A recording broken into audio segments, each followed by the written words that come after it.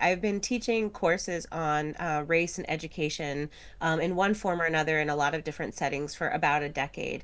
And for a long time, when I was trained to be a teacher, the way I learned the history of education was very much focused, without ever saying so, almost exclusively on white students. And so we would read, oh, schools did this during this time, and this was their purpose. And then there would be a little footnote or a paragraph or a special week on the syllabus where we said, oh, well, that doesn't apply to students of color, but that was mentioned in kind of like at the margins.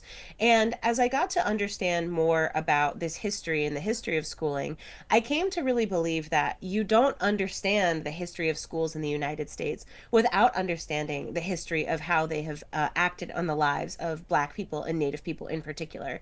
And that these stories are not the footnote, they're not the appendix, but it's actually a central part of the story, not only of schools, but of this country.